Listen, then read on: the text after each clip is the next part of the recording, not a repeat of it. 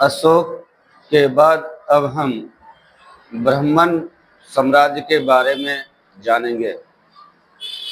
तो शुंग एवं कण्व राजवंश। ब्राह्मण साम्राज्य में सबसे पहले आता है शुंग एवं कण्व राजवंश।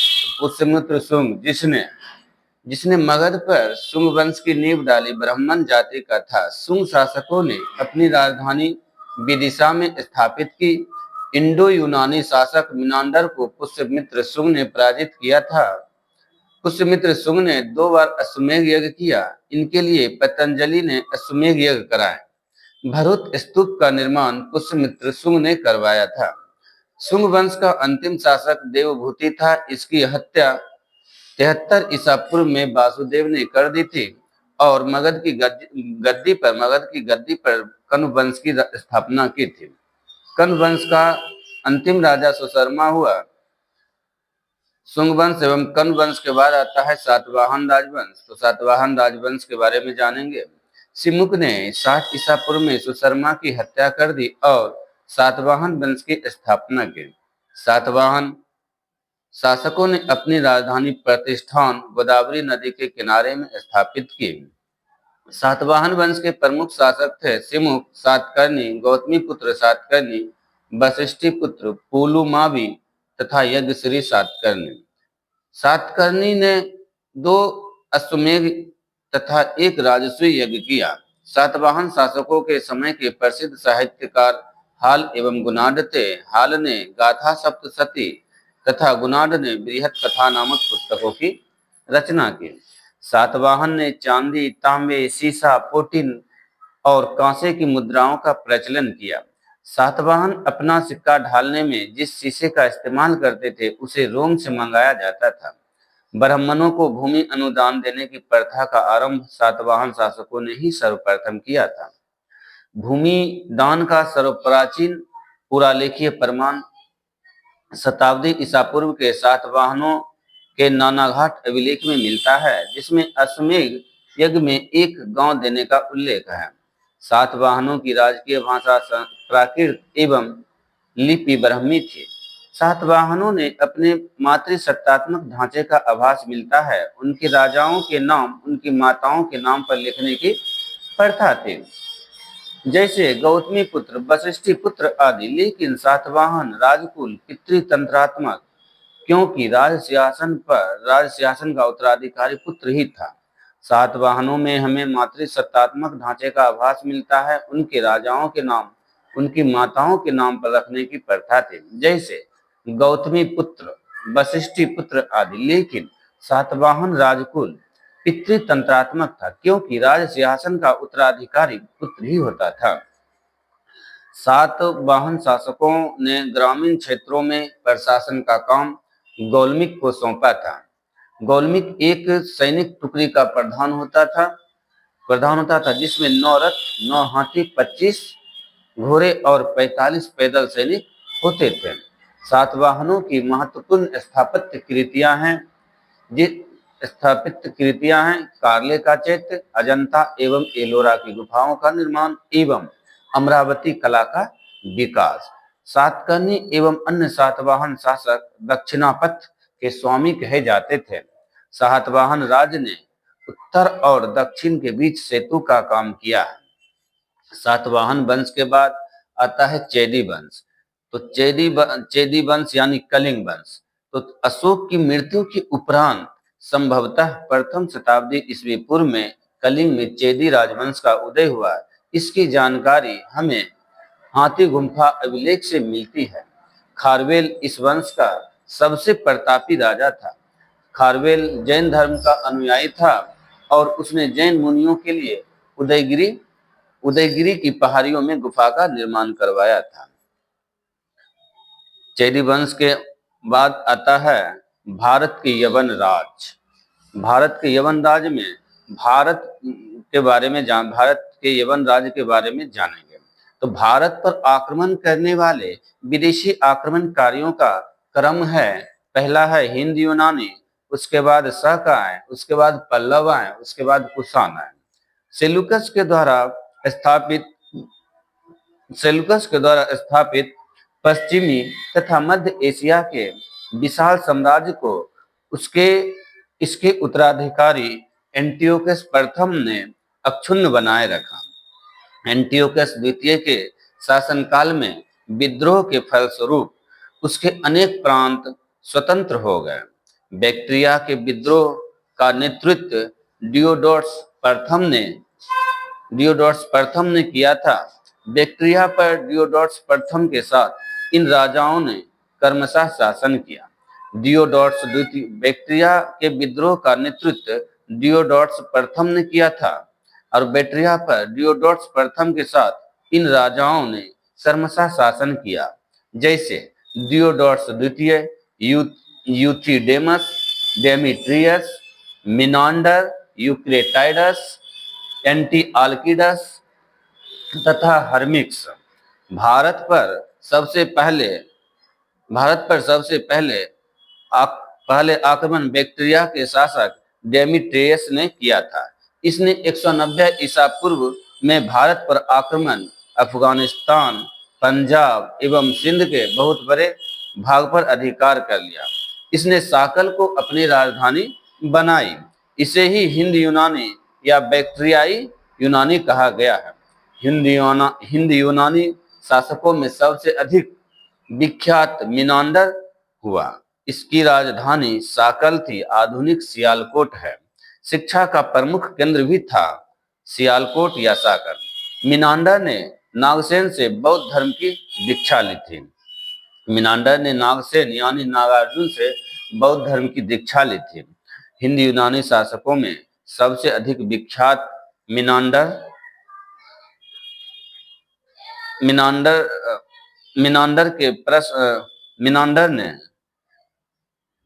हिंद यूनानी शासकों में सबसे अधिक विख्यात मिनांडर हुआ। इसकी पूर्व इसकी राजधानी साकल शिक्षा का प्रमुख केंद्र था। मिनांडर ने नागसेन से बौद्ध धर्म की दीक्षा ली थी।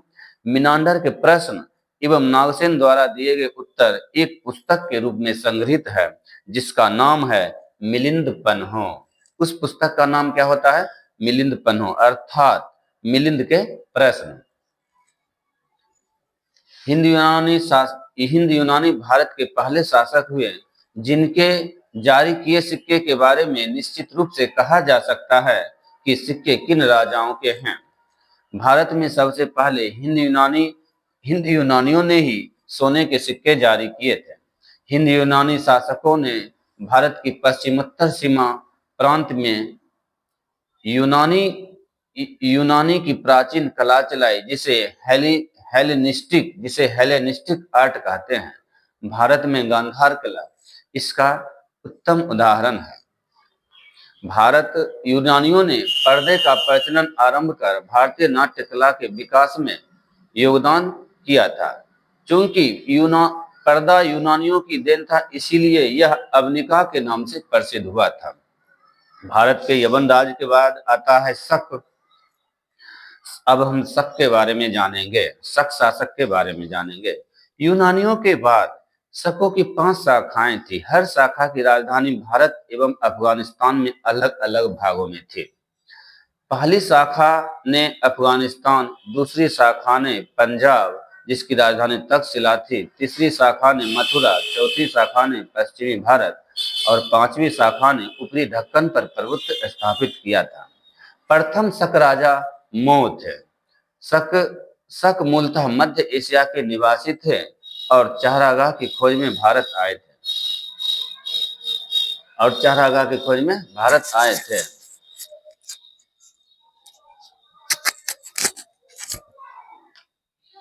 58 ईसा पूर्व में उज्जैन के एक स्थानीय राजा ने शकों को पराजित करके बाहर खदेड़ दिया और विक्रमादित्य की उपाधि धारण कर ली। शकों पर विजय के उपलक्ष्य में 58 ईसा पूर्व से एक नया संवत विक्रम संवत के नाम से प्रारंभ हुआ। उसी समय से विक्रमादित्य एक लोकप्रिय उपाधि बन गई थी, जिसकी संख्या भारतीय इतिहास में 14 तक पहुंच गई।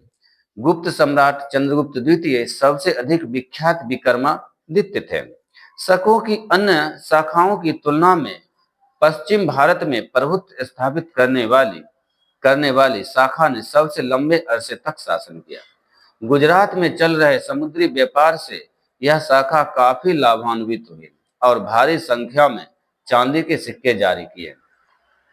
शकों का सबसे प्रतापी शासक रुद्रदामन प्रथम था, जिसका शासन गुजरात के बड़े भाग पर था। इसने कठियावाड़ की अर्धशुष्क सुदर्शन झील का जीर्णोद्धार किया। रुद्रदामन संस्कृत का बड़ा प्रेमी था। उसने ही सबसे पहले विशुद्ध संस्कृत भाषा में लंबा अभिलेख जारी किया। इसके पहले के सभी अभिलेख प्राकृत भाषा में प्रचलित थे। भारत में शक राजा अपने को क्षत्रप कहते थे। पार्थियाई या पल्लव। पश्चिमोत्तर भारत में शकों के आधिपत्य के बाद पार्थियाई लोगों का आधिपत्य हुआ। सबसे प्रसिद्ध पार्थियाई राजा गोंदो फर्निस था। इसी के शासन काल में सेंट थॉमस ईसाई धर्म का प्रचार करने के लिए भारत आया था। पार्थियाई लोगों का मूल स्थान ईरान में था। अब शक के बाद हम जानेंगे कुषाण के बारे में। पल्लव के बाद कुषाण आए, जो यूची एवं तोखरी भी कहलाते हैं। यूची नामक एक कबीला 5 कुलों में बट गया था। उन्हीं में से एक कुल के थे कुषाण। कुषाण वंश के संस्थापक कुजुल कडफिसेस था। इस वंश का सबसे प्रतापी राजा कनिष्क था। इनकी राजधानी पुरुषपुर या पेशावर थी और कुषाणों की द्वितीय राजधानी मथुरा भी थी। कनिष्क ने 78 ईस्वी में एक संवत चलाया, जो शक संवत कहलाता है, जिसे भारत सरकार द्वारा प्रयोग में लाया जाता है। बौद्ध धर्म की चौथी बौद्ध संगति कनिष्क के शासन काल में कुंडलवन कश्मीर में प्रसिद्ध बौद्ध विद्वान वसुमित्र की अध्यक्षता में हुई थी। कनिष्क बौद्ध धर्म के महायान संप्रदाय का अनुयायी था। चीनी जनरल पेन चाओ ने कनिष्क को हराया था। पेन चौवा ने कनिष्क को हराया था। आरंभिक कुषाण शासकों ने भारी संख्या में स्वर्ण मुद्राएं जारी की, जिनकी शुद्धता गुप्त काल की स्वर्ण मुद्राओं से उत्कृष्ट है। कुषाणों ने सोने के सर्वाधिक शुद्ध सिक्के जारी किए थे। कुषाणों ने उत्तरी और पश्चिमी भारत में सर्वाधिक संख्या में तांबे के सिक्के को जारी किया था। कनिष्क का राजवैद्य और वेद का विख्यात विद्वान चरक था, जिसने चरक संहिता की रचना की, जो भारतीय चिकित्सा शास्त्र का विश्वकोश कहलाया। महाविभाष सूत्र के रचनाकार वसुमित्र हैं। इसे ही बौद्ध धर्म का विश्वकोश कहा जाता है। कनिष्क के राजकवि अश्वघोष ने बौद्धों का रामायण बुद्ध चरित्र की रचना की। वसुमित्र, पार्श्व, नागार्जुन, महाचेत एवं संरक्ष भी कनिष्क के दरबार की विभूति थे। भारत का आइंस्टीन नागार्जुन को कहा जाता है। इनकी पुस्तक माध्यमिक सूत्र है। कनिष्क की मृत्यु 102 ईस्वी में हो गई। कुषाण वंश का अंतिम शासक वासुदेव था। कुषाण राजा देवपुत्र कहलाते थे। यह उपाधि कुषाणों ने चीनियों से ली थी। गांधार शैली एवं मथुरा शैली का विकास कनिष्क के शासन काल में ही हुआ था। मथुरा संग्रहालय में कुषाण मूर्तियों का संग्रह अधिक मात्रा में। गांधार कला के लिए तक्षशिला प्रसिद्ध है। रेशम मार्ग पर नियंत्रण रखने वाले शासकों में सबसे प्रसिद्ध कुषाण थे। कुषाण साम्राज्य में मार्गों पर सुरक्षा का प्रबंध था। रेशम मार्ग का आरंभ कनिष्क ने करवाया था। रेशम बनाने की तकनीक का आविष्कार सबसे पहले चीन में हुआ था। मथुरा साटक नामक विशेष प्रकार के वस्त्र का निर्माण केंद्र था। कुषाण काल में सबसे अधिक विकास वास्तुकला के क्षेत्र में हुआ था। इसी काल में बुद्ध की खड़ी प्रतिमा का निर्माण भी किया गया। कुषाण के बाद अब हम जानेंगे संगम युग के बारे में। तो संगम युग ऐतिहासिक युग के प्रारंभ में दक्षिण भारत का क्रमबद्ध इतिहास हमें जिस साहित्य से ज्ञात होता है, उसे संगम साहित्य कहा जाता है। संगम शब्द का अर्थ परिषद अथवा गोष्ठी होता है। जिनमें तमिल कवि एवं विद्वान एकत्र होते थे। प्रत्येक कवि अथवा लेखक रचना अपनी रचनाओं को संगम के समक्ष प्रस्तुत करता था तथा इसकी स्वीकृति प्राप्त हो जाने के बाद ही किसी भी रचना का प्रकाशन संभव था। परंपरा के अनुसार अति प्राचीन समय में पांड्य राजाओं के संरक्षण में कुल 3 संगम आयोजित किए गए। इनमें संकलित साहित्य को ही संगम साहित्य की संज्ञा प्रदान की गई। संगम साहित्य का संग्रह लगभग 300 ईसा पूर्व से 300 ईस्वी तक तमिलों द्वारा संगम साहित्य का संग्रह लगभग 300 ईसा पूर्व से 300 ईस्वी तक तमिलों द्वारा विविध सामाजिक पृष्ठभूमि में किया गया था। उपलब्ध संगम साहित्य का विभाजन 3 भागों में किया जाता है। पत्थुप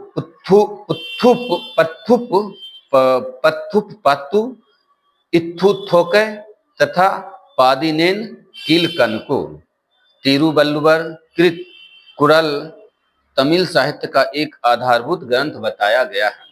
तिरुवल्लुवर कृत कुराल तमिल साहित्य का एक आधारभूत ग्रंथ बताया जाता है। इसके विषय त्रिवर्ग आचार शास्त्र, राजनीति, आर्थिक जीवन एवं पढ़ने से संबंधित है। इलांगोकृत शिलप्पाधिकारम एक उत्कृष्ट रचना है जो तमिल जनता में राष्ट्रीय काव्य के रूप में मानी जाती है। इसमें 30 सर्ग हैं। जिन तीन खंडों में लिपिबद्ध किया गया है यह बौद्ध रुझान वाला महाकाव्य है। इसमें 30 सर्ग हैं जिन्हें 3 खंडों में लिपिबद्ध किया गया है। यह बौद्ध रुझान वाला महाकाव्य है। इसमें कावेरी पट्टन के कोवलन, उसकी पत्नी कन्नगी एवं नर्तकी माधवी की प्रेम कहानी है। मदुरा के बौद्ध धर्मावलंबी व्यापारी शीतलय सतनार ने मणि मेकलय की रचना की। इसमें 30 सर्गों के अतिरिक्त एक प्रस्तावना भी है। इसमें जैन प्रभाव है। इसमें राजकुमार उदय कुमारन एवं मणि मेकलय एवं नर्तकी की प्रेम कहानी है। इस ग्रंथ की कहानी दार्शनिक एवं शास्त्रार्थ संबंधी बातों के लिए बनाई गई है। इसका महत्व मुख्यतः धार्मिक है। नीलकंठ शास्त्री के अनुसार यह बौद्ध लेखक दीडनाथ की कृति न्याय प्रवेश पर आधारित है। नीलकंठ शास्त्री के अनुसार यह बौद्ध लेखक दीडनाथ की कृति न्याय प्रवेश पर आधारित है। जीवक चिंतामणि संगम काल के बहुत बाद की रचना है। इसकी रचना का श्रेय जैन भिक्षु तिरुत्तक देवर को दिया जाता है। कहा जाता है कि तिरुत्तक देवर पहले चोल राजकुमार थे जो बाद में जैन भिक्षु बन गया। तोलकाप्पियम तमिल व्याकरण में है। 5वीं सदी के बाद बहुत सी प्रसिद्ध तमिल रचनाएं नैतिक एवं दार्शनिक उद्देश्यों से लिखी गई है। इनमें तिरुवल्लुवर की तिरुकुरल सबसे प्रसिद्ध है। राम कथा के अनेक तमिल संस्करण हैं जिनमें सबसे प्रसिद्ध कंबन की इरामावतारम है। राम कथा के अनेक तमिल संस्करण हैं जिनमें सबसे प्रसिद्ध कंबन की इरामावतारम है। संगम साहित्य के काव्य को 2 श्रेणियों में बांटा गया है, अकम और पूरम। संगम साहित्य के काव्य को 2 श्रेणियों में बांटा गया है, अकम और पूरम। अकम काव्यों का मूल विषय प्रेम प्रसंग है जबकि पूरम काव्य का विषय युद्ध है। संगम साहित्य में हमें तमिल प्रदेश के 3 राज्यों चोल, चेर और पांड्य का विवरण प्राप्त होता है।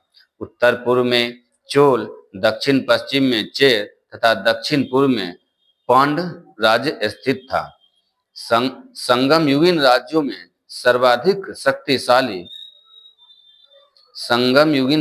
सर्वाधिक शक्तिशाली चोलों का राज्य था।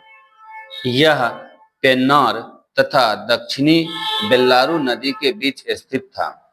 इसका सबसे प्रतापी राजा करिकाल था। करिकाल ब्राह्मण मतानुयायी था और इसने ब्राह्मण साम्राज्य को राजकीय संरक्षण प्रदान किया।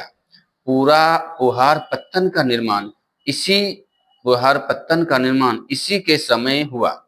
इसने कावेरी नदी के मुहाने पर बांध बनवाया तथा सिंचाई करने के लिए नहरों का निर्माण करवाया। पेरुनानूनु पादे में करिकाल को संगीत के सप्त स्वरों का विशेषज्ञ बताया गया है।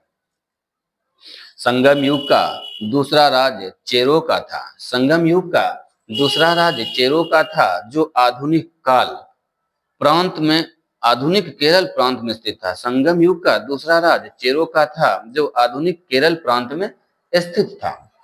इसी राज्य के कुछ प्रमुख राजा हुए उदयनजीरल लगभग 130 ईस्वी, नेदुनजीरल आदन 155 ईस्वी एवं सेनगुटवन 180 ईस्वी में।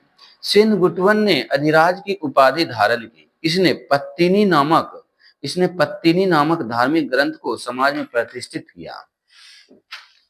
संगम युग का तीसरा राज्य पांड्यों का था, जो कावेरी के दक्षिण में स्थित था। इनकी राजधानी मथुरा में थी। पांड राजाओं में नेंडुजेलियन लगभग 210 ईस्वी सबसे शक्तिशाली था। संगम युग में मंत्रियों को अमैचान या अमैचार कहा जाता था। राजधानी में एक राज्यसभा होती थी, जिसे नालवे कहा जाता था। यह राजा के साथ न्याय का कार्य करता था। राजा देश का प्रधान न्यायाधीश एवं सभी प्रकार के मामलों की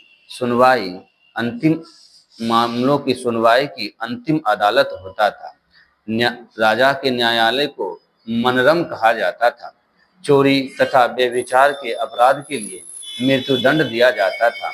झूठी गवाही देने पर जीभ काट ली जाती थी। झूठी गवाही देने पर जीभ काट ली जाती थी। भूमि कर नगद एवं अनाज दोनों रूपों में अदा किया जाता था। संभवतः यह उपज का छठा भाग होता था, किंतु कभी कभी इसे बढ़ाया जाता था। व्यापारियों से सीमा शुल्क एवं चुंगी वसूल की जाती थी। सेना चतुरंगिनी होती थी, जिसमें अश्व, गज, रथ और पैदल सिपाही सम्मिलित थे। नगारा एवं शंख बजाकर सैनिकों को बुलाया जाता था। युद्ध सैनिकों में वीरगति पाने वाले सैनिकों के सम्मान में पत्थर की मूर्ति बनवाए जाने की प्रथा थी। राजा अपने आवास की रक्षा के लिए सशस्त्र महिलाओं को तैनात करता था। संगम काल में समय जानने के लिए जल घड़ी का प्रयोग किया जाता था। तमिल प्रदेश में ब्राह्मणों का उदय सर्वप्रथम संगम काल में हुआ, जो समय का सबसे प्रतिष्ठित वर्ग था। इसकी हत्या को सबसे बड़ा अपराध माना जाता था। संगम कालीन ब्राह्मण मांस भक्षण करते थे और सुरा भी पीते थे। ब्राह्मणों के पश्चात संगम युगीन समाज में बेल्लार वर्ग का स्थान था। इसका मुख्य पेशा कृषि कर्म था। संगम साहित्य में व्यापारी वर्ग को बेनिगर कहा जाता था। ब्राह्मणों के पश्चात संगम युगीन समाज में बेल्लार वर्ग का स्थान था। इसका मुख्य पेशा कृषि वाला काम था।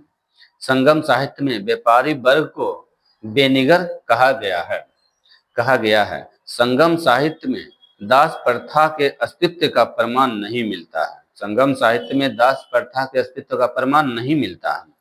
तोलकप्पियम नामक तमिल रचना से ज्ञात होता है कि संगम काल में विवाह को संस्कार के रूप में मान्यता प्रदान की गई थी। इसमें हिंदू धर्मशास्त्रों में वर्णित विवाह के 8 प्रकारों ब्रह्म, दैव, आर्ष, प्रजापत्य, असुर, गांधर्व, राक्षस तथा पैशाच का उल्लेख मिलता है। पढ़ने विवाह की मान्यता दी गई थी, जिसे पंचतिनय कहा गया है। एक पक्षीय परिणय को केकिनय और अनुचित परिणय को पेरुनदिनय कहा गया है। संगम काल में चावल मुख्य खाद्यान्न था। इसे दूध में मिलाकर सांभर नामक खाद्यान्न तैयार किया जाता था। सांभर नामक खैरान तैयार किया जाता था। नर्तक, नर्तकियों एवं गायकों के दल घूम घूम कर लोगों का मनोरंजन किया करता था। संगम साहित्य में इन्हें पानर या बिडय लियर कहा गया है।